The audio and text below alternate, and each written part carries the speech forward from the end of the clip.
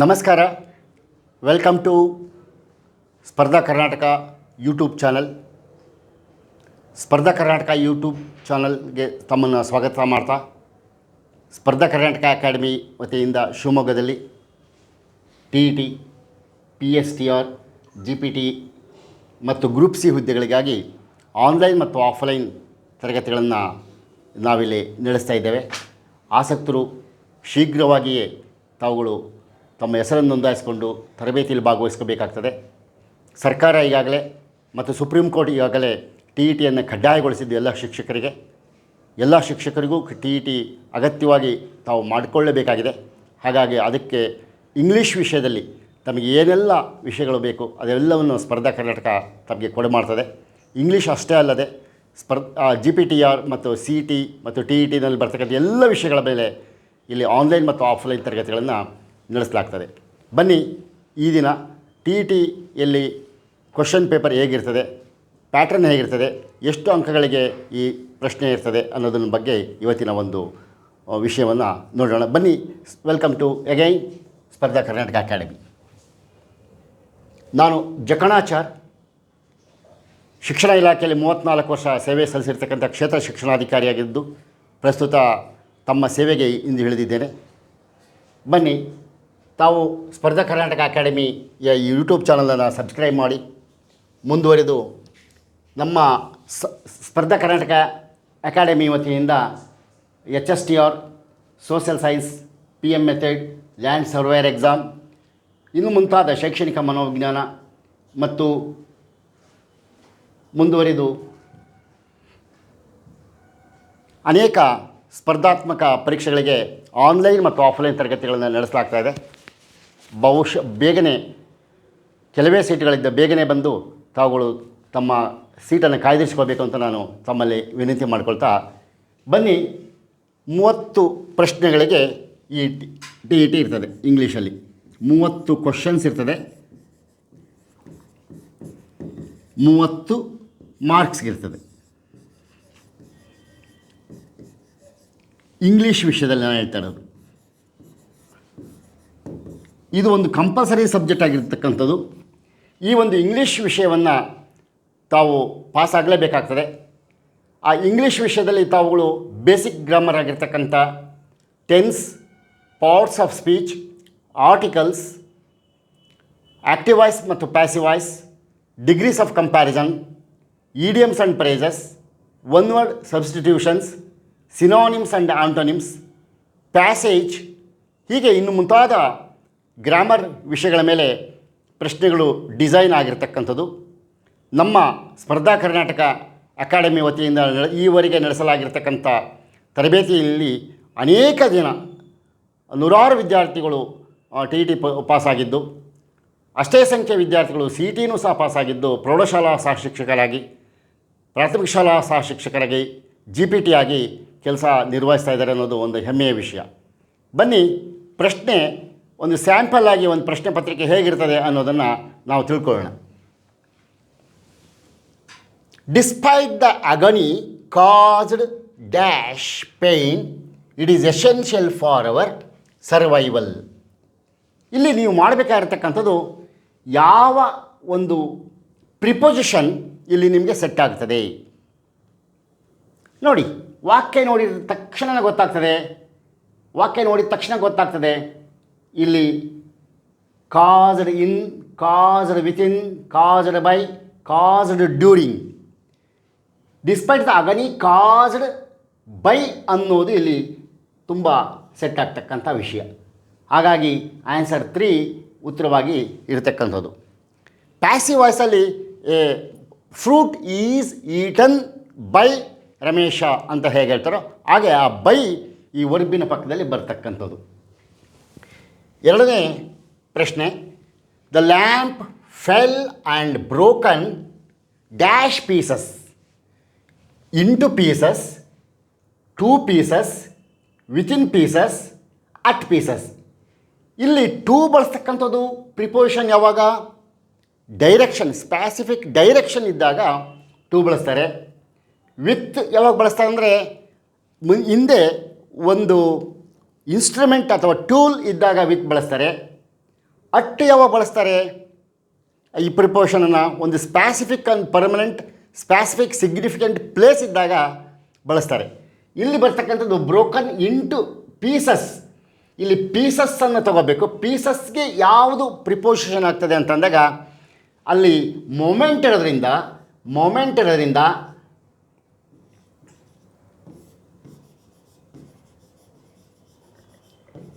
ಈ ಮೂಮೆಂಟ್ ಇರೋದ್ರಿಂದ ಈ ಇಂಟು ಎನ್ನುವುದು ಉತ್ತರವಾಗಿ ಆಗ್ತದೆ. ಇಲ್ಲಿ ಇಂಟು, ನೀವು ಇಂಟು ಅನ್ನೋದು ಉತ್ತರವನ್ನು ನೀವು ಬರೆದಿದ್ದಾದರೆ ನಿಮಗೆ ಒಂದು ಮಾರ್ಕ್ಸ್ ಖಂಡಿತವಾಗಿಯೂ ಸಿಗ್ತಕ್ಕಂಥದ್ದು. ಮುಂದಿನ ಪ್ರಶ್ನೆ ಹೋಗೋಣ. The tired traveller was sitting dash the shade of the tree. ಅಂದರೆ ಆಯಾಸಗೊಂಡಿರ್ತಕ್ಕಂಥ ಪ್ರಯಾಣಿಕ ಆ ಮರದ ನೆರಳ ಕೆಳಗೆ ಕುಂತಿದ್ದ, ಮರದ ನೆರಳ ಹತ್ರ ಕುಂತಿದ್ದ ಅನ್ನೋದು ಆಗ್ತದೆ ಕನ್ನಡದಲ್ಲಿ. ಈಗ ದ ಶೇಡ್ ಅನ್ನುವ ವಿಚಾರಕ್ಕೆ ಅಂಡರ್ ಬರ್ತದ, ಇಂಟು ಬರ್ತದ, ಇನ್ ಬರ್ತದ, ವಿತ್ ಬರ್ತದ ಅಂತ. ಇಲ್ಲಿ ನೋಡಿ, ಬರೀ ಟ್ರೀ ಆಗಿದ್ದರೆ ಅಂಡರ್ ದ ಟ್ರೀ ಮಾಡ್ಬೋದಾಗಿತ್ತು. ಬರೀ ಟ್ರೀ ಆಗಿದ್ದರೆ ಅಂಡರ್ ದ ಟ್ರೀ ಆಗಬೇಕಾಗಿತ್ತು. ಸೊ ಹಾಗಾಗಿ ಇದು ಅಂಡರ್ ಆಗೋದಿಲ್ಲ. ಇಂಟು ಮೊಮೆಂಟ್ ಇದ್ದರೆ ಮಾತ್ರ ಇಂಟು ಬಳಸಬೇಕಾಗ್ತಕ್ಕಂಥದ್ದು. With the shade of the tree ಅಂತ ಆ ಶೇಡ್ ಜೊತೆಗೆ ಕುಂತಿದ್ದ ಅಂತ ಆಗಲ್ಲ, ಇನ್ ದ ಶೇಡ್. ಹಾಗಾಗಿ ಇಲ್ಲಿ ಇನ್ ಎನ್ನುವ ಒಂದು ಪ್ರಿಪೋಸಿಷನನ್ನು ಬಳಸ್ತಕ್ಕಂಥದ್ದು. ಯಾಕೆಂದರೆ ಪ್ರಿಪೋಸಿಷನಲ್ಲಿ preposition of place, preposition of things, status and preposition of time, ಈ ಥರದ ಪ್ರಿಪೋಷನ್ಸ್ಗಳಿರ್ತಕ್ಕಂಥದ್ದು. ನನ್ನ ಮುಂದಿನ ತರಗತಿಗಳಲ್ಲಿ ಪ್ರಿಪೋಷನ್ ಬಗ್ಗೆ ಒಂದು ವಿಶೇಷವಾದ ತರಗತಿಯನ್ನು ನಾನು ನಿಮಗೆ ಕೊಟ್ಟಾಗ ಒಟ್ಟಾರೆಯಾಗಿ ನಿಮಗೆ ಪ್ರಿಪೋಷನ್ ನಾಲೆಜ್ ಹೆಲ್ಪ್ ಆಗ್ತದೆ. ಈಗ ಈ ಪ್ರಶ್ನೆಗೆ ಕುರಿತಾಗಿರ್ತಕ್ಕಂಥ ಒಂದು ಅಂಶವನ್ನು ಮಾತ್ರ ನಾನು ನಿಮಗೆ ಸಮಯದಲ್ಲಿ ತಿಳಿಸ್ಲಿಕ್ಕೆ ಇಷ್ಟಪಡ್ತೇನೆ. ಸೊ ಹಾಗಾಗಿ answer 3 is the right answer. The people began dash star. The people began dash star. ಇಲ್ಲಿ ಬೇಕಾಗಿರ್ತಕ್ಕಂಥದ್ದು ಈ ಸ್ಟಾರು ಅನ್ನುವ ಒಂದು ವರ್ಬನ್ನು ನಾವು ಇನ್ಫಿನಿಟಿವ್ ಮಾಡಬೇಕಾಗಿದೆ. ಈ ಇನ್ಫಿನಿಟಿವ್ ಮಾಡಬೇಕಾದ್ರೆ ಯಾವಾಗ ಬೇಕಾಗ್ತದೆ ಅಂದರೆ ಆ ವರ್ಬಿಗೆ ಟು ಅನ್ನು ಸೇರಿಸಿದರೆ ಮಾತ್ರ ಇನ್ಫಿನಿಟಿವ್ ಆಗ್ತದೆ. ಹಾಗಾಗಿ the people began to start. ಹಾಗಾಗಿ answer 3 is the right answer. Next 5ರಿಂದ 10ನೇ ಪ್ರಶ್ನೆಗಳಿಗೆ ನಾವೇನು ಮಾಡಬೇಕಂದ್ರೆ ನಾವು ಕರೆಕ್ಟ್ ಆನ್ಸರನ್ನು ಮಾಡಬೇಕಾಗಿರ್ತಕ್ಕಂಥದ್ದು. ಏನು ಇಲ್ಲಿ ಪ್ರಶ್ನೆ ನೋಡಿ, ಡಿಗ್ರೆಸ್ ಅಂತ ಇದೆ. ಡಿಗ್ರೆಸ್ ಅಂದರೆ ಏನು? ಡಿಗ್ರೆಸ್ ಅನ್ನೋದು ಏನಾಗ್ತದೆ, ಇಲ್ಲಿ ನಾವು ಸಿನೋನಿಮನ್ನು ನಾವು ಹುಡುಕಬೇಕಾಗಿದೆ.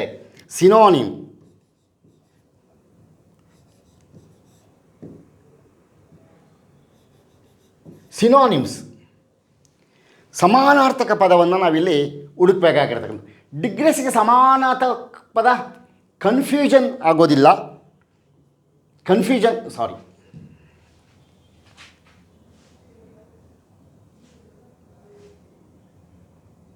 ಕನ್ಫ್ಯೂಷನ್ ಆಗೋದಿಲ್ಲ. ಕನ್ಫ್ಯೂಷನ್ ಅಂದರೆ ಏನು? ಒಂದು ರೀತಿ ಗೊಂದಲದಲ್ಲಿರ್ತಕ್ಕಂಥದ್ದು. ಡಿವಿಯೇಟ್ ನೋಡೋಣ, ಟ್ರಬಲ್, ತೊಂದರೆ ಆಗೋದಿಲ್ಲ. ಇಂಡಿಗ್ಜೆಷನ್ ಅದು ಆಗೋದಿಲ್ಲ. ಸೊ ಇಲ್ಲಿ ಉತ್ತರ ಡಿವಿಯೇಟ್ ಅಂತಂದರೆ ಏನರ್ಥ ಅಂತಂದರೆ ಇಲ್ಲಿ ಡಿಕ್ರೀಸ್ ಅನ್ನೋ ಅರ್ಥಕ್ಕೆ ಬರ್ತದೆ.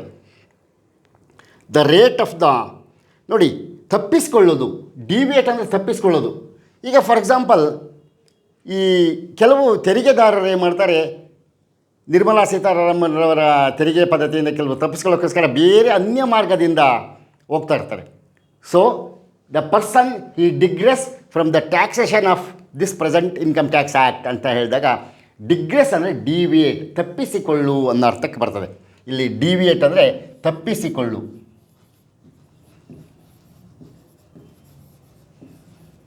ಡಿಗ್ರೆಸ್ ಅಂದರೆ ತಪ್ಪಿಸಿಕೊಳ್ಳು ಅನ್ನೋ ಅರ್ಥ ಆಗ್ತದೆ. ಸೊ ಹಾಗಾಗಿ ಸಮಾನಾರ್ಥಕ ಪದ ಕನ್ಫ್ಯೂಷನ್ ಆಗೋದಿಲ್ಲ, ಟ್ರಬಲ್ಲು ಆಗಲ್ಲ, ಇಂಡಿಜೆಷನ್ ಆಗೋದಿಲ್ಲ.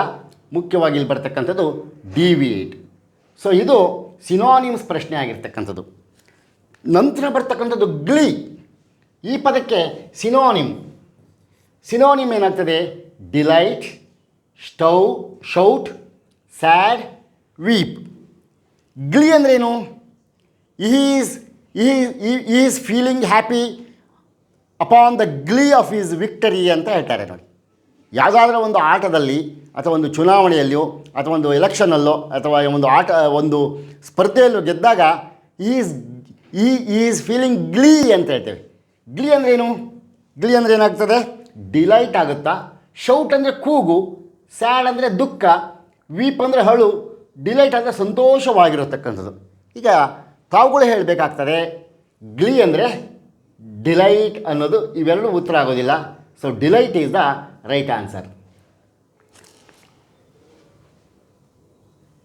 Next, ಟ್ಯಾಕಿಟುರಾ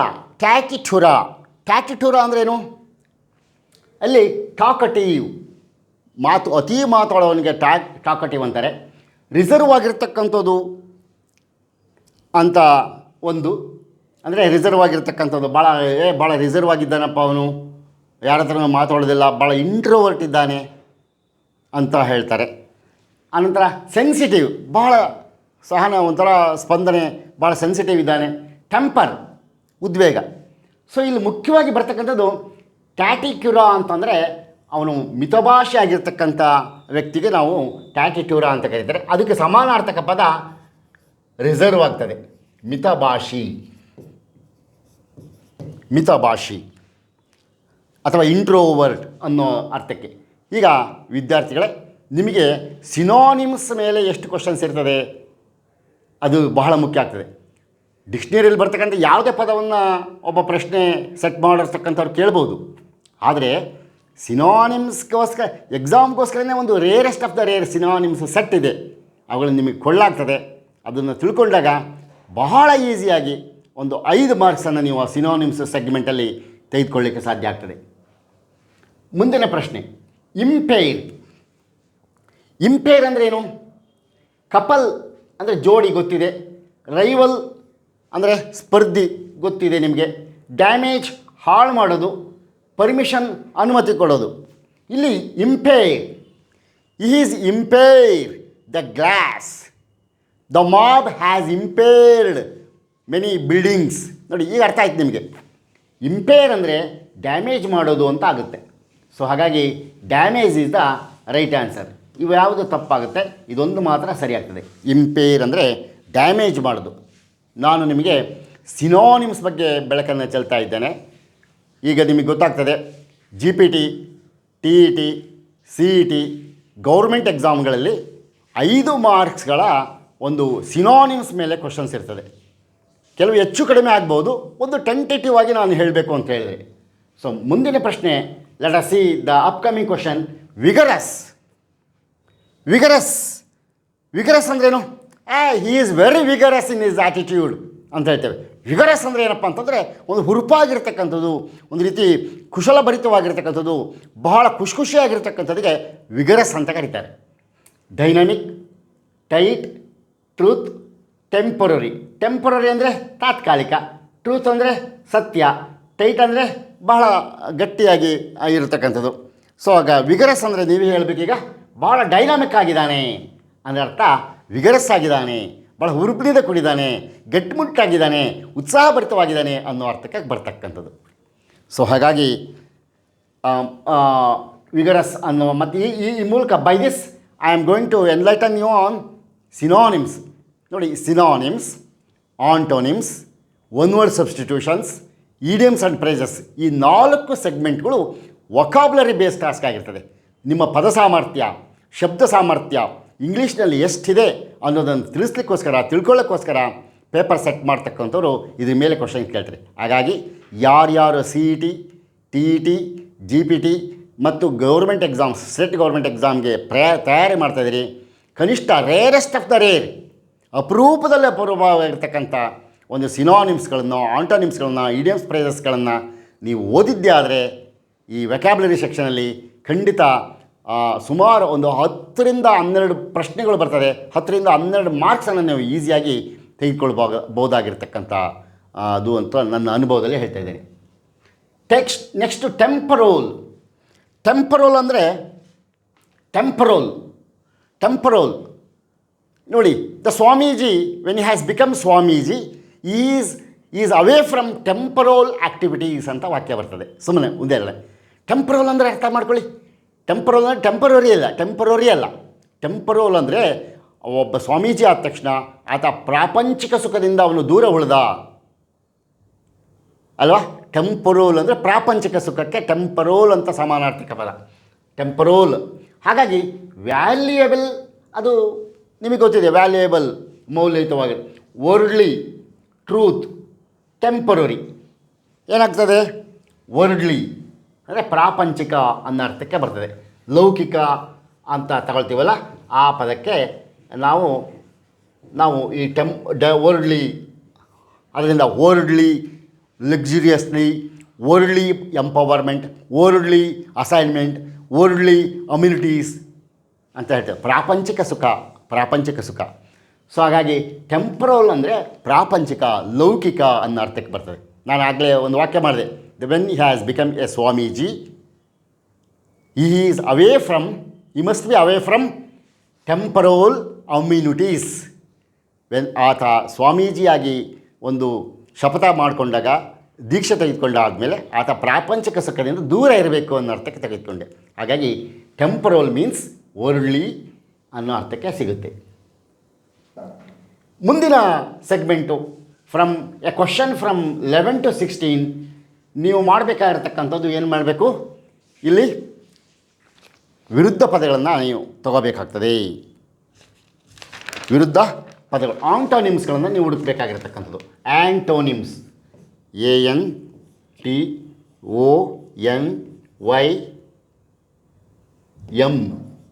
antonyms. ಆಪೋಸಿಟ್ ವರ್ಡ್ಸ್ ಅಂತ ಅರ್ಥ.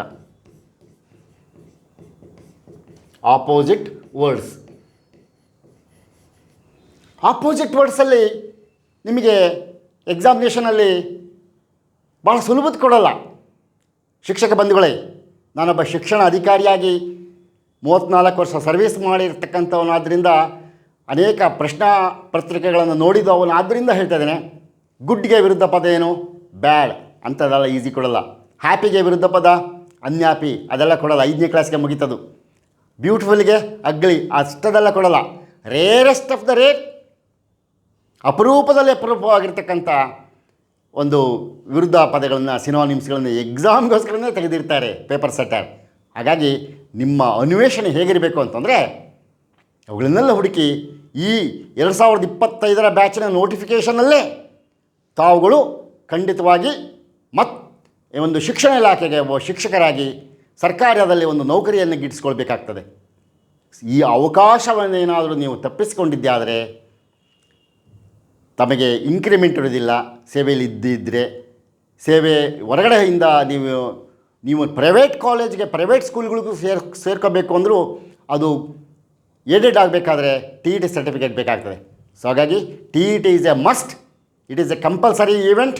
You must have to come across with this process. ಹಾಗಾಗಿ ಇಂದಿನಿಂದಲೇ ತಾವುಗಳು ಒಂದು ಪರೀಕ್ಷಾ ತಯಾರಿಗೆ ತಾವು ಮಾಡಿಕೊಂಡಿದ್ದೆ ಆದರೆ ಯಶಸ್ಸು ಈ ನೋಟಿಫಿಕೇಷನಲ್ಲಿ ಆಗ್ತದೆ. ಇಲ್ಲ ಬಿಡು, ಮುಂದಿನ ವರ್ಷ ಮಾಡೋಣ, ನಾನು ಮುಂದಿನ ವರ್ಷ ಮಾಡೋಣ ಅಂದರೆ ಇನ್ನೂ 5 ವರ್ಷ ನೀವು ವೆಯ್ಟ್ ಮಾಡಬೇಕಾಗ್ತದೆ. ಯೋಚನೆ ಮಾಡಿ ನೋಡಿ, ಇನ್ನು 5 ವರ್ಷಕ್ಕೆ ನಿಮ್ಮ ಕಲಿಕೆಯ ಮಟ್ಟ, ಜೀವನದ ಸ್ಥಿತಿಗತಿ, ದೈಹಿಕ ಅಗತ್ಯತೆ, ಅನಿವಾರ್ಯತೆ, ಅಪೇಕ್ಷೆಗಳು ಯಾವ ಹಂತಕ್ಕೆ ತಲುಪಿರ್ತದೆ. ಆಗ ಓದೇ ಬೇಡ, ಜೀವನನೇ ಸಾಕು ಅನ್ನಂಗಾಗಿರ್ತದೆ. ಹಾಗಾಗಿ ಗಟ್ಟಿಮುಟ್ಟಾಗಿರ್ತಕ್ಕಂಥ ತಾವುಗಳು ಈ ಒಂದು ಅವಧಿಯಲ್ಲೇ TETನ ಪಾಸ್ ಮಾಡಿಕೊಂಡ್ರೆ ಒಳ್ಳೆಯದು. ಮುಂದಿನ ಭವಿಷ್ಯ ಅನೇಕ ಅವಕಾಶಗಳಿಗೆ ನೀವು ತೆರೆದುಕೊಳ್ತೀರಾ ಅನ್ನೋದು ನನ್ನ ಸಲಹೆ. ಬನ್ನಿ, ಆಪೋಸಿಟ್ ವರ್ಡ್ ಪೆರಿನಿಯಲ್ ಅನ್ನೋದಕ್ಕೆ ಆಪೋಸಿಟ್. ಇದುವರೆಗೆ ನಾನು ಸಿನೋನಿಮ್ಸ್ ಬಗ್ಗೆ ಹೇಳಿದೆ, ಸೇಮ್ ವರ್ಡ್ಸ್ ಸೇಮ್ ಮೀನಿಂಗ್. ಈಗೇನಾಗಬೇಕಾಗಿದೆ? ಆಪೋಸಿಟ್ ಆ್ಯಂಟೋನಿಮ್ಸ್ ಬಗ್ಗೆ ಹೇಳುತ್ತಾ ಹೋಗೋಣ. ಪೆರಿನಿಯಲ್ ಅಂದರೆ ಏನು? ಪೆರಿನಿಯಲ್ ಅಂದರೆ ಅಕೇಷನಲ್ ಆಗ್ತದ, ಪರ್ಮನೆಂಟ್ ಅಂತ ಆಗ್ತದೋ, ಫ್ರೀಕ್ವೆಂಟ್ ಅಂತ ಆಗ್ತದೋ, ರೇರ್ ಅಂತ ಆಗ್ತದೋ. ಸೊ ಪೆರಿನಿಯಲ್ ಅಂದರೆ ಪೆರಿನಿಯಲ್ಗೆ ವಿರುದ್ಧ ಪದ, ಒಂದು ನಿಮಿಷ,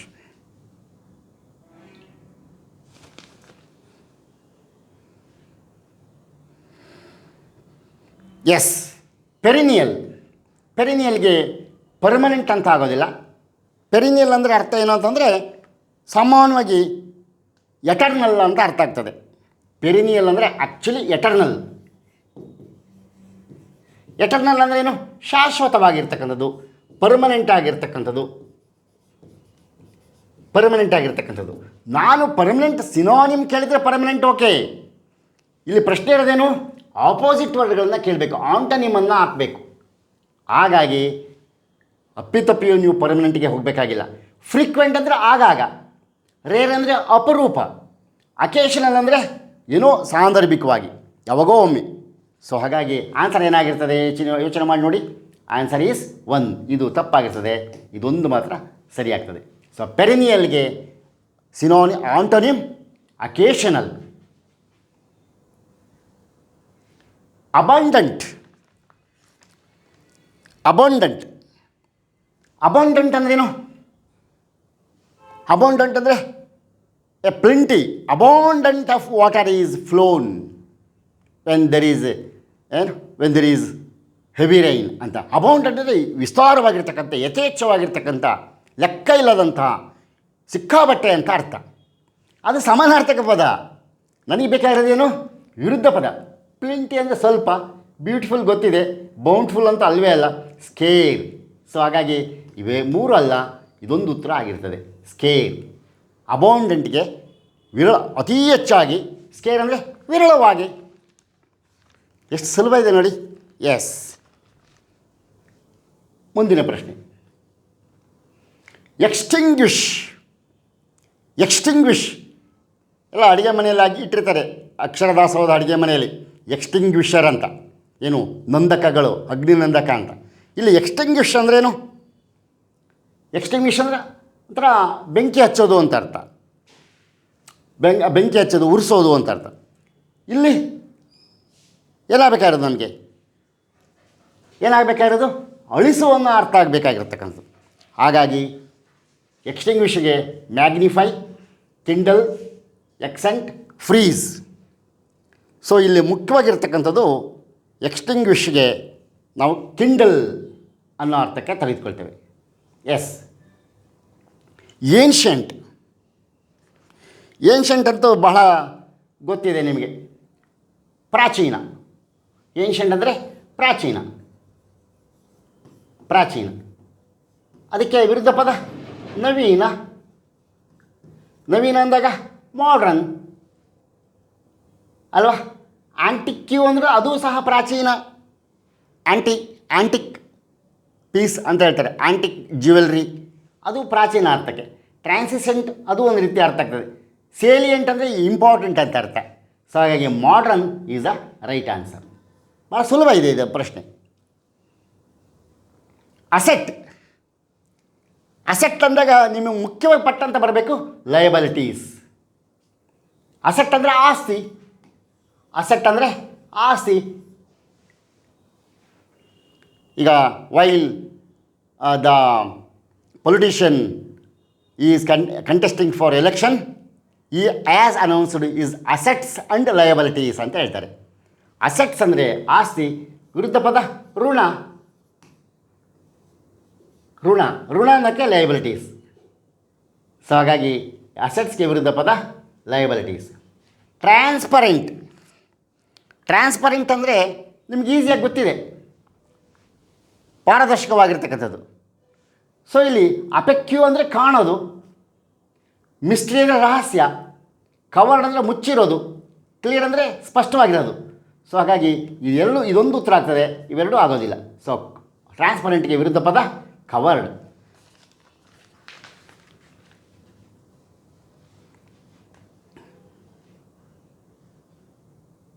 ಹೀಗೆ ಸಿನೋನಿಮ್ಸ್ ಆಯಿತು, ಆಂಟೋನಿಮ್ಸ್ ಆಯಿತು. ನೆಕ್ಸ್ಟ್ ಬರ್ತಕ್ಕಂಥದ್ದು ಫ್ರಮ್ ಕ್ವಶನ್ 17 to 21 ನಾವೇನು ಮಾಡಬೇಕು? Contains 4 words in each question. Identify the wrongly spelled word. ಇಲ್ಲಿ ಸ್ಪೆಲ್ಲಿಂಗ್ ಭಾಳ ಮುಖ್ಯ. ಸ್ಪೆಲ್ಲಿಂಗ್ ಬಗ್ಗೆ ತಾವುಗಳು ಇಲ್ಲಿ ಗಮನ ಹರಿಸಬೇಕಾಗಿರ್ತಕ್ಕಂಥದ್ದು. ಸ್ಪೆಲ್ಲಿಂಗಲ್ಲಿ ಬಹಳ ಮುಖ್ಯ ಕೆಲವು ನಿಯಮಗಳಿದೆ. ಉದಾಹರಣೆ ನೋಡಿ, receipt, CEI, RECEI, receipt. Respect, RESPECT, receipt ಅಲ್ವಾ? ಹಾಗಾಗಿ ನೋಡಿ, CEI ಅನ್ನೋದು ಯಾವಾಗಲೂ ಒಂದು ಕಾಂಬಿನೇಷನ್ ಇರ್ತದೆ. ಸೊ ಹಾಗಾಗಿ ಈ ಥರದ ಒಂದಷ್ಟು ಸ್ಪೆಲ್ಲಿಂಗ್ ನಿಯಮಗಳನ್ನು ನಾವು ಮುಂದಿನ ತರಗತಿಯಲ್ಲಿ ಕಳಿಸ್ಕೊಳ್ಳಲಿದ್ದೇವೆ. ಬನ್ನಿ, ಬೆನೋವಲೆನ್ಸ್. ಇಲ್ಲಿ ಬೆನೋವಲೆನ್ಸ್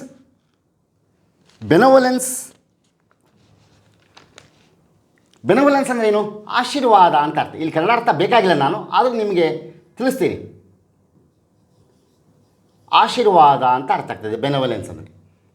ಇರಲಿ, ನನಗೆ ಮುಖ್ಯವಾಗಿ ಈ 4ರಲ್ಲಿ ಏನು ಮಾಡಬೇಕು? ರಾಂಗ್ಲಿ ಸ್ಪೆಲ್ಡ್, ತಪ್ಪಾಗಿ ಇರ್ತಕ್ಕಂಥ ಒಂದು ಸ್ಪೆಲ್ಲಿಂಗನ್ನು ಹುಡುಕಬೇಕು. ತಪ್ಪಾಗಿ BENEVOLENC, ಬೆನೆವೋಲೆನ್ಸ್, ಇದು ಸರಿ ಇದೆ. ಬೆನಿಫಿಕ್ಷನ್ ಸರಿ ಇದೆ. ಬೆನಿಫಿಕೇಷನ್ ಸೇಮ್ ಸರಿ ಇದೆ. ಬೆನ್ನಿಡಿಕ್ಟ್ರಿ ಇದು ರಾಂಗ್ ಇದೆ, ಸ್ಪೆಲ್ಲಿಂಗ್ ರಾಂಗ್ ಇದೆ. ಹಾಗಾದರೆ ಸರಿಗೆ ಏನಾಗಬೇಕಾಗಿತ್ತದು?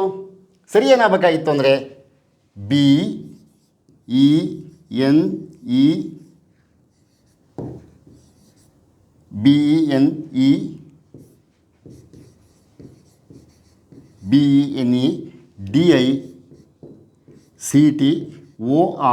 ಬೆನಿಡಿಕ್ಟ್ರಿ ಅಂತ. CTORY ನೋಡಿ, ಓ ಅನ್ನೋದು ಇಲ್ಲಿ ಮಿಸ್ ಆಗಿರೋದ್ರಿಂದ ನಮಗೆ ಇಲ್ಲಿ ಒಂದು ರಾಂಗ್ ಸ್ಪೆಲ್ಲಿಂಗ್ ಆಯಿತು. ಹಾಗಾಗಿ ನಿಮಗೆ ಅರ್ಥ ಮಾಡ್ಕೋಬೇಕು. VICTORY ನೋಡಿ, ORY ಈ ಥರದ ಒಂದು ಸ್ಪೆಲ್ಲಿಂಗ್ ಮೆಕ್ಯಾನಿಸಮ್ ಇರ್ತದೆ. ಮುಂದಿನ ಸ್ಪೆಲ್ಲಿಂಗಿಗೆ ಹೋಗೋಣ. ಆ್ಯಂಟೋನಿಮ್, ಪೆಸಿಡಿನಿಯಮ್, ಸಿನೋನಿಮ್, ಹೋಮೋನಿಮ್ ಯಾವುದಾಗ್ಬೋದು? ANTONYM ಇದು ಸರಿ ಇದೆ. ಸಿನೋನಿಮ್ ಸರಿ ಇದೆ, ಇದು ಸರಿ ಇದೆ. HO homonym. ಪೆಸಿಡಿಯನಿಮ್ ಅದು ತಪ್ಪಾಗಿದೆ. ಪೆಸಿಡಿಯಮ್ ಅಂದರೆ ಏನಂದರೆ ಈ ನಿಕ್ನೇಮ್ ಅಂತ ಇರ್ತದಲ್ಲ, ನಿಕ್ನೇಮ್, ಗುಪ್ತನಾಮ, ಕಾವ್ಯನಾಮ, ಚಿಕ್ಕನಾಮ, ಈ ಕವಿಗಳು ಇಟ್ಕೊಂಡಿರ್ತಾರೆ, ಆ ಥರಕ್ಕೆ ಪೆಸಿಡಿಯಮ್ ಅಂತ ಹೇಳ್ತಾರೆ. ಸೊ ಆ ಸ್ಪೆಲ್ಲಿಂಗ್ ಏನಾಗಬೇಕಾಯಿತು? PESEUDONYM. NIM ಅಲ್ಲ, YM ಆಗಬೇಕಾಗ್ತದೆ. ಸೊ ಹಾಗಾಗಿ ಇದು ತಪ್ಪಾಗಿರೋದ್ರಿಂದ ಇದನ್ನು ನೀವು ಸರಿ ಮಾಡಬೇಕಾಗ್ತದೆ, ಇದನ್ನು ನೀವು ಮಾರ್ಕ್ ಮಾಡಬೇಕಾಗ್ತದೆ. ಮೊನೋಮಿನಿಯಾ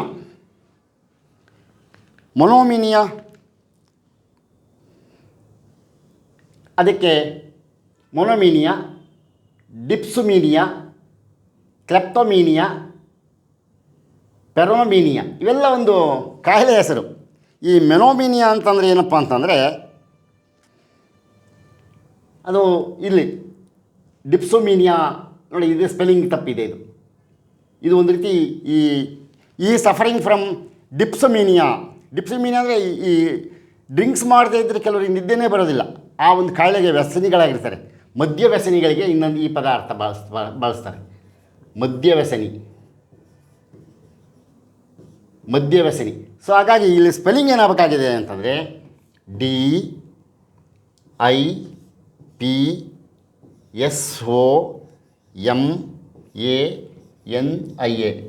ಡಿಪ್ಸೊಮೇನಿಯಾ. ಸೊ ಇಲ್ಲಿ DIPSUM ಅಲ್ಲ, SOM ಆಗಬೇಕು, OMNIA. ನೋಡಿ, ಒಂದೇ ಒಂದು ಅಕ್ಷರ ಯು ಬದಲಿ ಓ ಹಾಕಿಬಿಟ್ರೆ ನಿಮ್ಮ ಒಂದು ಜೀವನದ ಓಟವೇ ಬದಲಾಗಿಬಿಟ್ಟಿರ್ತದೆ. ಸೊ ಹಾಗಾಗಿ ಆನ್ಸರ್ 2 ಇದು ರಾಂಗ್ ಇದೆ ಅಂತ. ಇನ್ನು ಉಳಿದಿದ್ದೆಲ್ಲ ಸರಿ ಇದೆ, ಇದ್ರ ಬಗ್ಗೆ ಸರಿ ಇದೆ, ಇವೆಲ್ಲ ಸರಿ ಇದೆ. ಅದೊಂದು ಮಾತ್ರ ತಪ್ಪಾಗಿರ್ತಕ್ಕಂಥದ್ದು. ಸೊ ಇಲ್ಲಿ ತಪ್ಪು ರಾಂಗ್ ಸ್ಪೆಲ್ಲಿಂಗ್ ಇರೋದನ್ನು ನಾವು ಹುಡುಕಬೇಕಾಗಿರ್ತಕ್ಕಂಥದ್ದು. Yes, neurologist, cardiologist, psychiatrist, dermatologist. ನೋಡಿ ಸ್ಪೆಲ್ಲಿಂಗ್ ಯಾವುದಿದೆ. ನ್ಯೂರೋಲಜಿಸ್ಟ್ NU ಬರಲ್ಲ, NER ಸಾರಿ NEU, ಇಲ್ಲಿ ಯು ಬೇಕು. NEU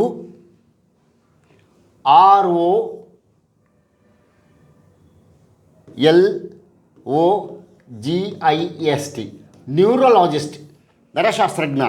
ಸೊ ಹಾಗಾಗಿ NU ಅಲ್ಲ NE. ಇನ್ನು ಉಳಿದಿದ್ದೆಲ್ಲ ಸರಿ ಇದೆ, ಇದೊಂದು ಮಾತ್ರ ತಪ್ಪಿದೆ.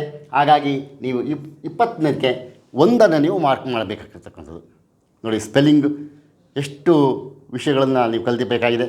ಆಂಟೋನಿಮ್ಸ್ ಬೇಕು, ಸಿನೋನಿಮ್ಸ್ ಬೇಕು, ನಂತರ ಸ್ಪೆಲ್ಲಿಂಗ್ ಮಿಸ್ಟೇಕ್ಸನ್ನು ಪತ್ತೆ ಹಚ್ಚಬೇಕು. ಪಾಪ ಶಿಕ್ಷಕ ಆಗುವಂಥವ್ರಿಗೆ ಇವೆಲ್ಲ ನಾಲೆಜ್ ಇದ್ದರೆ ನಾಳೆ ಆ ತರಗತಿಯಲ್ಲಿ ಒಂದು ಒಳ್ಳೆ ಪಾಠ ಮಾಡ್ತಾರೆ ವಿದ್ಯಾರ್ಥಿಗಳಿಗೆ ಅನ್ನೋದು ಸರ್ಕಾರದ ನಿಲುವಾಗಿದೆ. ಸರ್ಕಾರಿ ನೌಕರಿ ಯಾವುದಾದ್ರೂ ಒಂದು ಸರ್ಕಾರಿ ನೌಕರಿಗೆ ಸೇರಿಕೊಂಡಾಗ, ಬೇರೆ FDO SDO PDO ಏನೋ ಸೇರಿಕೊಂಡಾಗ, ಏನಾದರೂ ಬರವಣಿಗೆ ಸಂದರ್ಭ ಬಂದಾಗ ಈ ಥರ ಒಳ್ಳೆಯ ಕರೆಕ್ಟಾಗಿರ್ತಕ್ಕಂಥ ಗ್ರಾಮ್ಯಾಟಿಕಲಿ ಕರೆಕ್ಟ್ ಸೆಂಟೆನ್ಸ್ಗಳನ್ನ ಅವರು ಬರೀತಾರೆ ಅನ್ನೋ ಒಂದು ಭರವಸೆ ಮೇಲೆ ಈ ಸ್ಪರ್ಧಾತ್ಮಕ ಪರೀಕ್ಷೆಗಳನ್ನ ನಡೆಸ್ತಕ್ಕಂಥದ್ದು. ಒಮಿನಿಸೆಂಟ್, ಒಮಿನಿ ಪ್ರೆಸೆಂಟ್, ಒಮಿನಿ ಪೊಟೆಂಟ್, ಒಮಿನಿವರಸ್ ಇದೆಲ್ಲ ದೇವರುಗಳಂತ ಮಾತು. ಸರ್ವಶಕ್ತ, ಸರ್ವವ್ಯಾಪಿ ಹೀಗೆ ಹೇಳ್ತಾರಲ್ಲ ಹಾಗೆ. ಆ್ಯಕ್ಚುಲಿ OMN ಬರಬೇಕು. OMNI SCI ತಪ್ಪಿದೆ ಇಲ್ಲಿ, CI ಅಲ್ಲ SCI. ಸೊ OMNI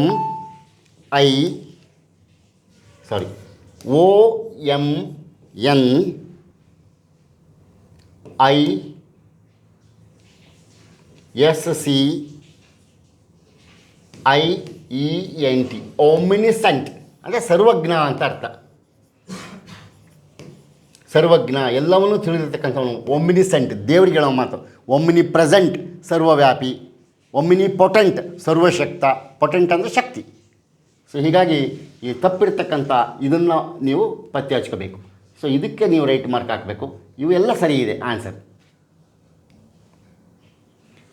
ಈಗ ಬನ್ನಿ for question 22 to 24. Each sentence has A part that is grammatically incorrect. Grammatically incorrect ಆಗಿರ್ತಕ್ಕಂಥ ಪ್ರಶ್ನೆ ಇದು. ಗ್ರಾಮ್ಯಾಟಿಕಲಿ ಇನ್ಕರೆಕ್ಟ್ ಆಗಿರ್ತಕ್ಕಂಥ ಭಾಗ, ಅವುಗಳನ್ನು ನೀವು ಪತ್ತೆ ಹಚ್ಕೋಬೇಕು, ಎಲ್ಲಿ ಗ್ರಾಮರ್ ತಪ್ಪಿದೆ ಅಂತ. ಇದಕ್ಕೆ ಸ್ಪಾಟಿಂಗ್ ದ ಎರರ್ ಅಂತ ಕರೀತಾರೆ.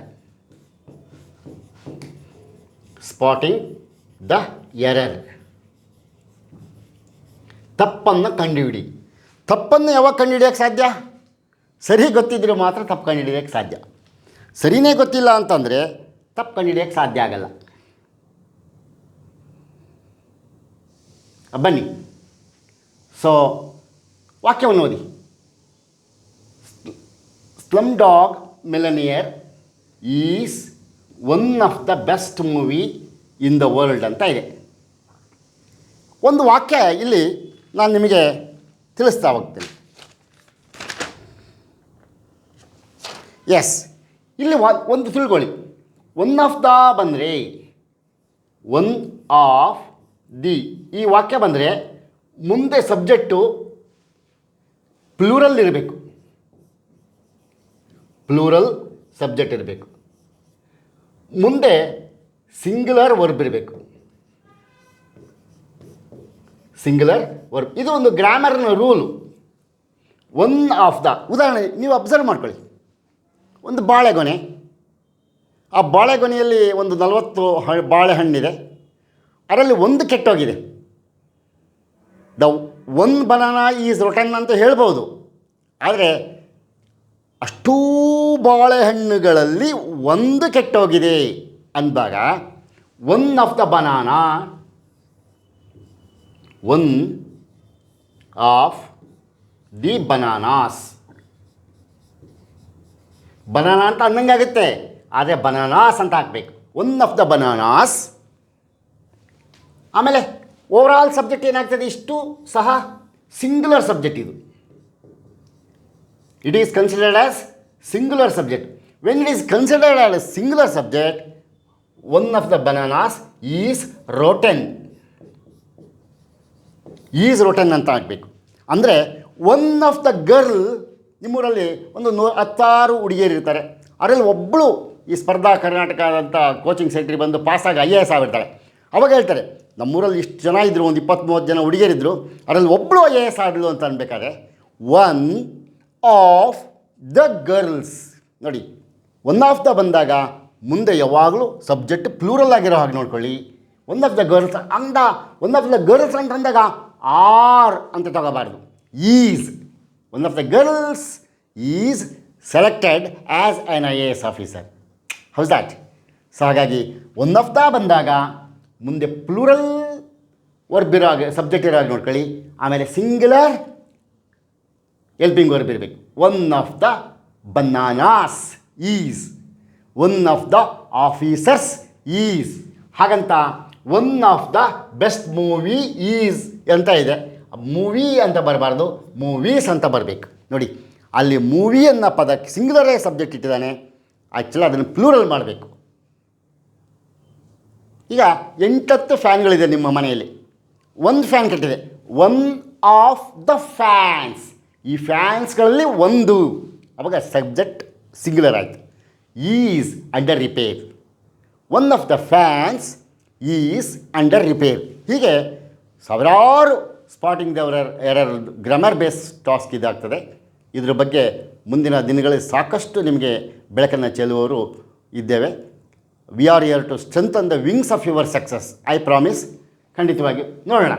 ಸೊ ಹಾಗಾಗಿ ಒನ್ ಆಫ್ ದ ಇದು ಈ ಭಾಗ ತಪ್ಪಿದೆಯಾ, ಈಸ್ ಒನ್ ಆಫ್ ದ ತಪ್ಪಿದೆಯಾ, ದ ಬೆಸ್ಟ್ ಮೂವಿ ಅಲ್ಲಿ ತಪ್ಪಿದೆಯಾ. ಸೊ ಇದು ಮೂವೀಸ್ ಇಲ್ಲಿ ಬರಬಾರ್ದು, ಈ ಭಾಗ ತಪ್ಪಿದೆ. ಸೊ ಹಾಗಾಗಿ ಈ ದ ಬೆಸ್ಟ್ ಮೂವಿ ಅನ್ನೋ ಭಾಗ ತಪ್ಪಿರೋದ್ರಿಂದ ಇದನ್ನು ನೀವು ಸರಿಪಡಿಸ್ಬೇಕು. ಇದನ್ನು ನೀವು ಆಪ್ಷನ್ ಮಾಡಬೇಕು. ಅರ್ಥ ಆಯಿತು ಅಂತ ನಾನು ಭಾವಿಸ್ಕೊಳ್ತೇನೆ. ಬನ್ನಿ ಮುಂದಿನ ಪ್ರಶ್ನೆಗೆ ಹೋಗೋಣ. ನೋ ಸೂನರ್ ಡಿಡ್, ಇವೆಲ್ಲ ಗ್ರಾಮರ್ ಬೇಸ್ ಟಾಸ್ಕ್. ಇದು ಗ್ರಾಮರ್ ಬೇಸ್ ಟಾಸ್ಕ್. ನೋಡಿ, any question you take from FDA KPSCಯಿಂದ ಹಿಡಿದು UPSCನ IAS ಕ್ವಶನ್ ಪೇಪರ್ ತೆಗೆದು ನೋಡಿದ್ರು, there are 3 types of questions. One is grammar base task, second one is vocabulary base task, third one is comprehension base task. Comprehension base ಟಾಸ್ಕಲ್ಲಿ ಏನು ಬರ್ತದೆ, ಒಂದು unseen passage ಕೊಡ್ತಾರೆ, 5 ಕ್ವಶನ್ಸ್ ಕೊಡ್ತಾರೆ, ಅದನ್ನು ಆನ್ಸರ್ ಮಾಡಬೇಕಾಗ್ತದೆ ಪ್ಯಾಸೇಜ್ ಓದ್ಕೊಂಡು. ಇದು ಪ್ಯಾಸೇಜ್ ಇಷ್ಟು ಸುಲಭ ಇರಲ್ಲ. ನಾವೆಲ್ಲ ಹೈಸ್ಕೂಲಲ್ಲಿ ಕಾಲೇಜಲ್ಲಿ ಮಾಡಿದ್ವಲ್ಲ, ಪ್ರಶ್ನೆ ಓದೋದು ಅಲ್ಲಿಂದ ಅಲ್ಲಿಗೆ ಅಲ್ಲಿಂದ ಇಲ್ಲಿಗೆ ಅಂತ ಮಾಡ್ತಿದ್ವಲ್ಲ. No, it doesn't work there. Transparent inference questions ಇರ್ತದೆ, ಇಂಡೈರೆಕ್ಟ್ ಕ್ವಶನ್ಸ್ ಇರ್ತದೆ, ಲಾಜಿಕಲಿ ಥಿಂಕ್ ಮಾಡಿ ಹೇಳೋಂಥ ಕ್ವಶನ್ಸ್ ಇರ್ತದೆ, ಮತ್ತು ಪ್ಯಾರಾಜಂಬಲ್ ಇರ್ತದೆ ಕಾಂಪ್ರಹೆನ್ಷನ್. ವೊಕಾಬ್ಯುಲರಿ ಬೇಸ್ ಟಾಸ್ಕಲ್ಲಿ ಏನಿರ್ತದೆ, ಆಗಲೇ ಮಾಡಿ ನೋಡಿದ್ವಿ, synonyms, antonyms, one word substitutions, idioms and phrases, antonym, ಇವೆಲ್ಲ ವೊಕಾಬ್ಯುಲರಿ ಬೇಸ್ ಟಾಸ್ಕ್. ನೆಕ್ಸ್ಟ್ ಬರ್ತಕ್ಕಂಥದ್ದು ಗ್ರಾಮರ್ ಬೇಸ್ ಟಾಸ್ಕ್. ಈ ಗ್ರಾಮರ್ ಬೇಸ್ ಟಾಸ್ಕಲ್ಲಿ ಬರ್ತಕ್ಕಂಥ ಸಂದರ್ಭಕ್ಕೆ ನೀವು ಏನು ಮಾಡಬೇಕು, ಇಂಗ್ಲೀಷ್ನ 30 ಮಾರ್ಕ್ಸ್, ಇದರಲ್ಲಿ 15 ಮಾರ್ಕ್ಸ್ ಗ್ರಾಮರ್ ಬೇಸ್ ಟಾಸ್ಕ್ ಇರ್ತದೆ. ಹಾಗಾಗಿ ಪಾರ್ಟ್ಸ್ ಆಫ್ ಸ್ಪೀಚ್ ಓದಬೇಕು ನೀವು, ಟೆನ್ಸನ್ನು ಓದಬೇಕು ನೀವು, ಪ್ರಿಪೋಷನ್ಸ್ ಬಗ್ಗೆ ತಿಳ್ಕೋಬೇಕು, ವರ್ಬ್ ಬಗ್ಗೆ ತಿಳ್ಕೋಬೇಕು, ಡಿಗ್ರೀಸ್ ಆಫ್ ಕಂಪ್ಯಾರಿಸನ್ ಬಗ್ಗೆ ತಿಳ್ಕೋಬೇಕು, ಆ್ಯಕ್ಟಿವ್ ವಾಯ್ಸ್ ಪ್ಯಾಸಿವ್ ವಾಯ್ಸ್ ಬಗ್ಗೆ ತಿಳ್ಕೋಬೇಕು, ಡೈರೆಕ್ಟ್ ಸ್ಪೀಚ್ ಇಂಡೈರೆಕ್ಟ್ ಸ್ಪೀಚ್ ಬಗ್ಗೆ ತಿಳ್ಕೋಬೇಕು, ಕ್ವಶನ್ ಟ್ಯಾಗ್ ಬಗ್ಗೆ ತಿಳ್ಕೋಬೇಕು, ಅಗ್ರಿಮೆಂಟ್ ಚಾಪ್ಟರ್ ಬಗ್ಗೆ ತಿಳ್ಕೋಬೇಕು. ಆನಂತರ ಅಗ್ರಿಮೆಂಟ್ ಆದ ತಕ್ಷಣ ಇಫ್ ಕಂಡೀಷನ್ ಕ್ಲಾಸ್ ಮೇಲೆ ಕ್ವಶನ್ಸ್ ತಿಳ್ಕೋಬೇಕು, ಮಾಡೆಲ್ ಬಗ್ಗೆ ತಿಳ್ಕೋಬೇಕು.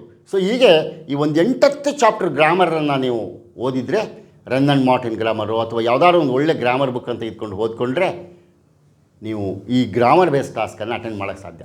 ಈ ಗ್ರಾಮರ್ ಬೇಸ್ ಟಾಸ್ಕ್ ಅಟೆಂಡ್ ಮಾಡಿದಾಗ ನಿಮಗೊಂದು ಒಳ್ಳೆ ಕಾಂಪಿಟೆನ್ಸಿ ಡೆವಲಪ್ ಆಗ್ತದೆ, ಸ್ಪೋಕನ್ ಇಂಗ್ಲೀಷ್ ಡೆವಲಪ್ ಆಗ್ತದೆ, ನೀವು ಒಳ್ಳೆ ಇಂಗ್ಲೀಷ್ ಚತುರರಾಗ್ತೀರಿ. ಜೊತೆಗೆ TET CET ಪಾಸಾಗಿ ಶಿಕ್ಷಣ ಇಲಾಖೆಯಲ್ಲಿ ಒಂದು 35 ವರ್ಷಗಳ ಕಾಲ ಇಡೀ ಶಿಕ್ಷಣ ಸಾಮ್ರಾಜ್ಯವನ್ನು ಆಳ್ತಕ್ಕಂಥ ದಣಿಗಳಾಗ್ತೀರ, ಶಿಕ್ಷಕರಾಗ್ತೀರ, ಸಾವಿರಾರು ವಿದ್ಯಾರ್ಥಿಗಳನ್ನು ತಯಾರು ಮಾಡ್ತಕ್ಕಂಥ ಒಂದು ಅವಕಾಶ ನಿಮಗೆ ಇರ್ತದೆ. ಈ ಅವಕಾಶ ನಿಮ್ಮದಾಗಬೇಕಾಗಿದ್ದರೆ ಸ್ನೇಹಿತರೆ, ಮೊದಲು ಓದಿ ಟಿ ಇ ಟಿಯನ್ನು ಈ ವರ್ಷದಲ್ಲೇ ಪಾಸಾಗಿ. ಬನ್ನಿ ಮುಂದಿನ ಪ್ರಶ್ನೆ ನೋಡೋಣ. No sooner did the teacher enter the class when the students stood up ಅಂತ ಇದೆ. ಸೊ ಇಲ್ಲಿ ನೋ ಸೂನರ್ ಅಂತ ಬಂದಾಗ ಯಾವಾಗಲೂ ಎರಡು ಪದದಿಂದ ಎಂಡ್ ಆಗ್ತದೆ. ಅದು ನೋ ಸೂನರ್. ನೋ ಸೂನರ್ ಅಂತ ಬಂದಾಗ ಡಿಡ್ಡಿಂದ ಆಗ್ತದೆ ಅಥವಾ ಹ್ಯಾಡಿಂದ ಆಗ್ತದೆ. ನೋ ಸೂನರ್ ಡಿಡ್ ಬಂದಾಗ ಮುಂದೆ ವರ್ಬು ಪ್ರೆಸೆಂಟ್ ಟೆನ್ಸ್ ರೂಪದಲ್ಲಿರಬೇಕು. ಹ್ಯಾಡ್ ಬಂದರೆ V3 ಫಾರ್ಮಲ್ಲಿ ಇರಬೇಕು. No sooner did he enter the class ಅದಾಗ್ತದೆ. ಹ್ಯಾಡ್ ಬೇಕು. No sooner had he has return. So V3 ಬೇಕಾಗ್ತದೆ. ಸೊ ನೋ ಸೂನರ್ ಬಂದಾಗ ಆಗ್ತದೆ. ವೆನ್ ಅಂತ ಬರೋದಿಲ್ಲ, ಆಗ ದೆನ್ ಅಂತ ಬರ್ತದೆ. ಸರಿ ಮಾಡಿ ಬರಿಬೇಕಾಗ್ತದೆ. ಬರೆದಾಗ ದೆನ್ ಅಂತ ಬರ್ತದೆ. ಸೊ ಹಾಗಾಗಿ ಇಲ್ಲಿ ನೋ ಸೂನರ್ ಬಂದಾಗ ದೆನ್ ಇಲ್ಲಿ ಸರಿ ಮಾಡಿ ಬರೆದಿದ್ದೇವೆ ನಿಮಗೋಸ್ಕರವಾಗಿ. ಆ್ಯಕ್ಚುಲಿ ಇದು ವೆನ್ನೇ ಅಲ್ಲಿರ್ತಕ್ಕಂಥ ಭಾಗನೇ ಬರಿಬೇಕು. ಸೊ ಹಾಗಾಗಿ ಈ ವೆನ್ ಸರಿ ಮಾಡಿ ಬರೀರಿ ಅಂತ ಬಂದರೆ ನೀವು ದೆನ್ ಅಂತ ಹಾಕಬೇಕು. No sooner did the teacher enter the class then the students stood up. ಅಂದರೆ ತರಗತಿ ಕೋಣೆಯೊಳಗೆ ಶಿಕ್ಷಕ ಒಳಗೆ ಬರುತ್ತಿದ್ದ ಹಾಗೆ ಎಲ್ಲ ವಿದ್ಯಾರ್ಥಿಗಳು ಎದ್ದು ನಿಂತು ನಮಸ್ಕರಿಸಿದರು ಅನ್ನೋ ವಾಕ್ಯ ಅರ್ಥ ಆಗ್ತದೆ. ಸೊ ಹಾಗಾಗಿ ಒಂದು ವಿಷಯ ತಿಳ್ಕೊಳ್ಳಿ. No sooner is a word phrase. It is always followed with did and had. If you use did, upcoming verb should be in V1.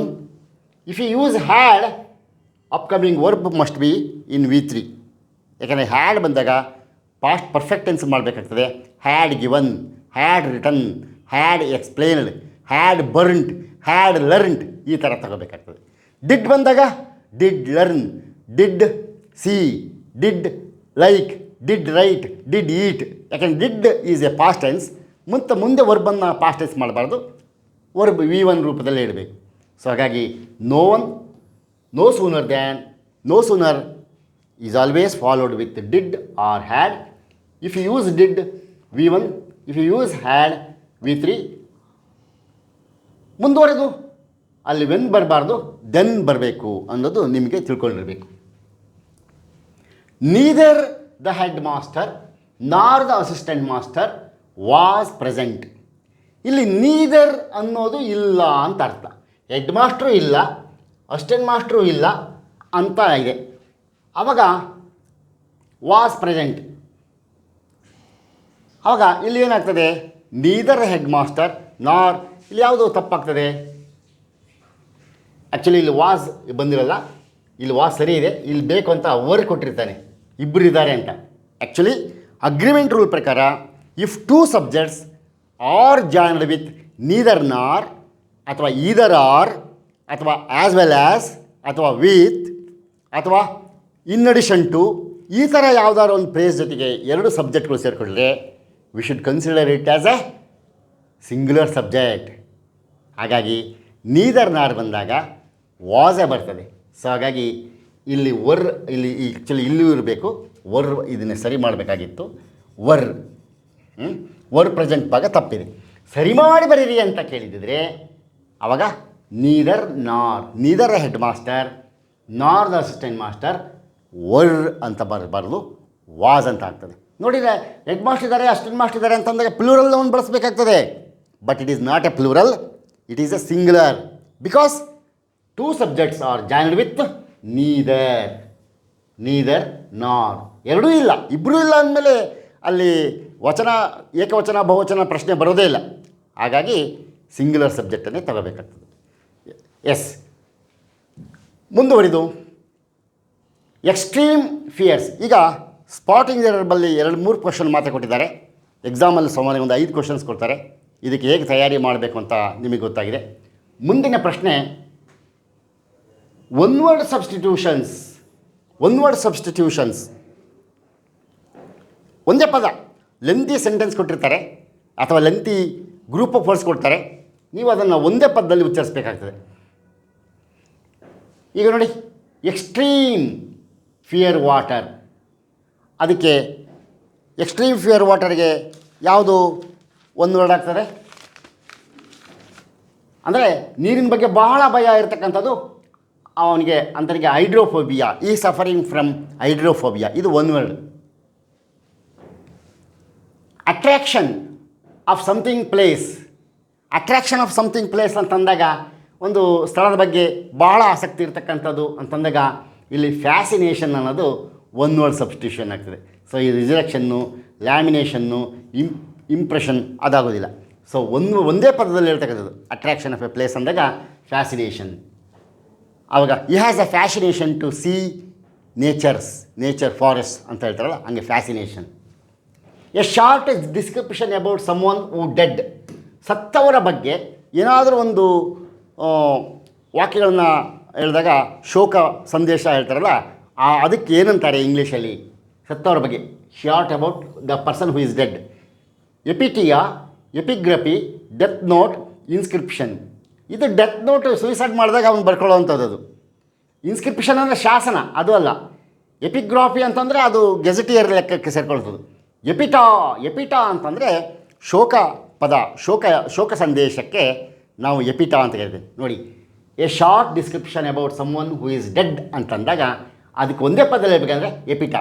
ಎಪಿಟಾ is published by so and so when is dead, when someone is dead. ಯಾರೋ ಸತ್ತಾಗ ಅವರು ಒಬ್ಬ ಮಂತ್ರಿಗಳು ಆ ಶೋಕಗೆ ಸಂದೇಶವನ್ನು ರವಾನಿಸಿದರು ಅಂತ ಹೇಳ್ತಾರಲ್ಲ, ಹಂಗೆ epitaph is published. Epitaph means a short description of about a person who is dead already. ಬಹುಶಃ ಇದು ಒನ್ ವರ್ಡ್ ಸಬ್ಸ್ಟಿಟ್ಯೂಷನ್. ಇದೆಲ್ಲ ಗ್ರಾಮರ್ ಬೇಸ್ಡ್ ಟಾಸ್ಕಲ್ಲಿ ಬರ್ತಕ್ಕಂಥ, ವೊಕಾಬ್ಲರಿ ಬೇಸ್ಡ್ ಟಾಸ್ಕಲ್ಲಿ ಬರ್ತಕ್ಕಂಥದ್ದು. Last question but not least, a person who studies birds scientifically, ವೈಜ್ಞಾನಿಕವಾಗಿ ಪಕ್ಷಿಗಳ ಅಧ್ಯಯನವನ್ನು ಮಾಡ್ತಕ್ಕಂಥವನಿಗೆ ಅಂತ ಕರೀತಾರೆ ornithologist, bird scientist, bird man. ಇವೆಲ್ಲ ಪದಗಳಲ್ಲ, ಆರ್ಥನಾಲಜಿಸ್ಟ್ ಅನ್ನೋದು ಒಂದೇ ಪದದಲ್ಲಿ. Doctor Salim Ali is an ornithologist ಅಂತ ಕರಿತೀವಿ. ಸಲೀಂ ಅಲಿ ಅವರನ್ನು ಪಕ್ಷಿ ಬಗ್ಗೆ ಅಧ್ಯಯನ ಮಾಡ್ತಕ್ಕಂಥ ವ್ಯಕ್ತಿ, ಆರ್ಥನಾಲಜಿ. ಸೊ ಹೀಗಾಗಿ ಒಂದು ರೇರೆಸ್ಟ್ ಆಫ್ ದ ರೇರ್. ನಾವು ನಿಮಗೊಂದು 300 ಅಪರೂಪವಾಗಿರ್ತಕ್ಕಂಥ ಎಕ್ಸಾಮ್ಗೆ ಕೇಳಿರ್ತಕ್ಕಂಥ, ವಿವಿಧ ಎಕ್ಸಾಮ್ಗಳಲ್ಲೇ ಕೇಳಿರ್ತಕ್ಕಂಥ ಅನೇಕ ಒನ್ ವರ್ಡ್ ಸಬ್ಸ್ಟಿಟ್ಯೂಷನ್ ನಾವು ನಿಮಗೆ ಕೊಡ್ತೇವೆ. ಅದರಲ್ಲಿ ಯಾವುದರ ಒಂದು 2-3 ನಿಮಗೆ ಬರ್ತದೆ. ಒಂದು 2-3 ಮಾರ್ಕ್ಸು ಒಂದೊಂದು ಒನ್ ವರ್ಡ್ ಸಬ್ಸ್ಟಿಟ್ಯೂಷನ್ ಬಂತು ಅಂದರೆ ನಿಮ್ಮ ಕಟ್ ಆಫ್ಗಿಂತ ನೀವು ಮೇಲ್ ಬಂದರೆ TET ಪಾಸ್ ಆಗ್ತದೆ. TET ಪಾಸಾಗಿ ಎಲಿಜಿಬಿಲಿಟಿ ಆಗ್ತಂದರೆ CET ಬರೀತೀರಾ. ಹೈಸ್ಕೂಲ್ ಟೀಚರ್ಗೋ, ಪ್ರೈಮರಿ ಸ್ಕೂಲ್ ಟೀಚರ್ಗೋ, PSTಗೋ, GPTಗೋ ಯಾವುದೋ ಒಂದು ಸೆಲೆಕ್ಷನ್ ಆಯಿತು ಅಂದರೆ ಸುಮಾರು 70,000 to 80,000 ರೂಪಾಯಿ ಸಂಬಳ ಒಂದು ತಿಂಗಳಿಗೆ ತೆಗೆದುಕೊಳ್ಳೋ ಅರ್ಹತೆ ನಿಮಗಾಗ್ತದೆ. ಸ್ನೇಹಿತರೆ, ಹಿಂದೆ ಸಿದ್ಧರಾಗಿ ಸ್ಪರ್ಧಾ ಕರ್ನಾಟಕಕ್ಕೆ ಬನ್ನಿ. ಶಿವಮೊಗ್ಗದಲ್ಲಿ ಮುಖ್ಯ ರಸ್ತೆಯಲ್ಲಿ ಇದೆ, BH ರೋಡಲ್ಲಿರ್ತಕ್ಕಂಥ ಸ್ಪರ್ಧಾ ಕರ್ನಾಟಕಕ್ಕೆ ಬನ್ನಿ. ಇಲ್ಲಿ ಆಫ್ಲೈನ್ ತರಗತಿಗಳಿದೆ, ಇಲ್ಲ ನನಗೆ ಬರೋಕ್ಕಾಗಲ್ಲ ಅಂದರೆ ಆನ್ಲೈನ್ ತರಗತಿಗಳಿದೆ. ಸಬ್ಸ್ಕ್ರೈಬ್ ಆಗಿ. ಆನ್ಲೈನ್ ಮತ್ತು ಆಫ್ಲೈನ್ ತರಗತಿ ಎರಡೂ ಇದೆ. ನಿಮ್ಮ ಅನುಕೂಲಕ್ಕೆ ತಕ್ಕನಾಗಿ ನೀವು ಸಿದ್ಧತೆ ಕಾರ್ಯಸೂಚಿಯನ್ನು ಮಾಡಿಕೊಂಡು ಈ 2025 ನೋಟಿಫಿಕೇಷನಲ್ಲೇ ನೀವು ಶಿಕ್ಷಕರಾಗಿ ಇಲಾಖೆಗೆ ಬರಬೇಕು ಅನ್ನೋದು ನನ್ನ ಆಶಯ. ಬನ್ನಿ ಮುಂದಿನ ಪ್ರಶ್ನೆ. Continued study of effort achieve an aim. ಅಂದರೆ ಒಂದು ನಿರಂತರವಾಗಿ ಯಾವುದೇ ಸಹಿಷ್ಣುವಾಗಿ ಬರೋ ಕಷ್ಟಗಳನ್ನೆಲ್ಲ ನೆನೆಸ್ಕೊಂಡು ಆತ ಓದ್ತಾ ಇದ್ದರೆ ಅಂಥವನಿಗೆ ಅಂತ ಕಂಟಿನ್ಯೂಸ್ ಸ್ಟಡಿ ಎಫರ್ಟ್, ನಿರಂತರ ಅಭ್ಯಾಸ ಮಾಡ್ತಕ್ಕಂಥ ವ್ಯಕ್ತಿಗೆ ಪರ್ಸಿವರೆನ್ಸ್ ಅಂತ ಕರೀತಾರೆ. ಪರ್ಸಿವರೆನ್ಸ್ ಇವ್ಯಾವೂ ಅಲ್ಲ, ಇದೊಂದು ಮಾತ್ರ ಒಂದೇ ಪದದಲ್ಲಿ ಉತ್ತರಿಸ್ತಕ್ಕಂಥದ್ದು. ಅದಕ್ಕೆ ಹೇಳ್ತಾರೆ, ನಾನು ಒಂದು ಪದೇ ಹೇಳ್ತಾ ಇರ್ತೀನಿ ವಿದ್ಯಾರ್ಥಿಗಳಿಗೆ, ಬೆನ್ನು ನೋವು ಬಂತು ಅಂತ ಓದು ನಿಲ್ಲಿಸಬಾರ್ದು. ಯಾಕೆಂದರೆ ನಾಳೆ ನಿಮ್ಮ ಫ್ಯಾಮಿಲಿಗೆ ನೀವು ಬ್ಯಾಕ್ ಪೇಯ್ನ್ ಬಂತು ಅಂತ ಸಫರ್ ಮಾಡಿ ಓದನ್ನು ನಿಲ್ಲಿಸಬಾರ್ದು. ಯಾಕೆಂದರೆ ನೀವು ಬ್ಯಾಕ್ ಬೋನ್ ಆಗೋವಂಥವ್ರು ನೀವು ನಿಮ್ಮ ಫ್ಯಾಮಿಲಿಗೆ. ಹಾಗಾಗಿ ಕಷ್ಟಪಟ್ಟು ಓದಿ, ಸಹಿಷ್ಣುಗಳಾಗಿ, ಪರ್ಸಿವರೆನ್ಸ್ ನಿಮಗಿರಲಿ, ಆಗ ಯಶಸ್ಸು ಸಿಗ್ತದೆ ಅಂತ ಹೇಳೋದ್ರ ಮೂಲಕ ನಾನು ನಿಮಗೆ ಧನ್ಯವಾದ ಹೇಳ್ತೇನೆ. ಈ ಯೂಟ್ಯೂಬ್ ಕ್ಲಾಸ್ಗೆ ತಮ್ಮನ್ನು ಪರಿಚಯಿಸಲಿಕ್ಕೋಸ್ಕರ ನಾನು ಇವತ್ತು ಈ ತರಗತಿಯನ್ನು ತೆಗೆದುಕೊಂಡಿದ್ದೇನೆ. ಮತ್ತೊಮ್ಮೆ ಹೇಳ್ತಾ ಇದ್ದೇನೆ, ಇದು ಸ್ಪರ್ಧಾ ಕರ್ನಾಟಕ ಅಕಾಡೆಮಿಯ ಈ ಒಂದು ಯೂಟ್ಯೂಬ್ ಚಾನಲನ್ನು ನೀವು ಸಬ್ಸ್ಕ್ರೈಬ್ ಆಗಿ. ಆಫ್ಲೈನ್ ಮತ್ತು ಆನ್ಲೈನ್ ತರಗತಿಗಳು ನಿಮಗೆ ಸಿಗ್ತಾ ಇದೆ. ಸಾವಿರಾರು ವಿಡಿಯೋ ಕ್ಲಿಪ್ಪಿಂಗ್ಸ್ಗಳು ನಿಮಗೆ ನಿಮ್ಮ ಮನೆ ಬಾಗಿಲಿಗೆ ಸಿಗ್ತಕ್ಕಂಥ ಅವಕಾಶಗಳಿದೆ. ಆಫ್ಲೈನಿಗೆ ಬಂದರೆ ನಿಮಗೆ ಇಲ್ಲಿ ಡಿಜಿಟಲ್ ಲೈಬ್ರರಿ ಇದೆ, ಸ್ಟಡಿ ಹಾಲ್ ಇದೆ, ಗರ್ಲ್ಸ್ಗೆ ಮತ್ತು ಬಾಯ್ಸ್ಗೆ ಪ್ರತ್ಯೇಕವಾಗಿರ್ತಕ್ಕಂಥ ವಸತಿ ವ್ಯವಸ್ಥೆ ಇದೆ. ಅತ್ಯಂತ ನುರಿತವಾಗಿರ್ತಕ್ಕಂಥ ಕ್ಷೇತ್ರದಲ್ಲಿ ನುರಿತವಾಗಿರ್ತಕ್ಕಂಥ ಉಪನ್ಯಾಸಕರ ಮತ್ತು ರಿಸೋರ್ಸ್ ಪರ್ಸನ್ ಸಂಪನ್ಮೂಲ ವ್ಯಕ್ತಿಗಳ ಒಂದು ದೊಡ್ಡ ಬಳಗವೇ ಇಲ್ಲಿದೆ. ಈ ದಕ್ಷಿಣ ಏನು ಈ ಕರ್ನಾಟಕದ ಈ ಭಾಗದಲ್ಲಿ ಬಹಳ ಮನೆಮಾತಾಗಿರ್ತಕ್ಕಂಥ ಈ ಅಕಾಡೆಮಿಯ ಸದುಪಯೋಗವನ್ನು ನೀವು ಪಡ್ಕೊಂಡು ಉದ್ಯೋಗಕ್ಕೆ ಸೇರಿಕೊಂಡು ನಿಮ್ಮ ಬಾಳನ್ನು ಹಸನು ಮಾಡಿಕೊಳ್ಳಿ ಅನ್ನುವುದು ಜಕಣಾಚಾರಿಯ ಆಶಯ. That's all from my side. Thank you. ಧನ್ಯವಾದ.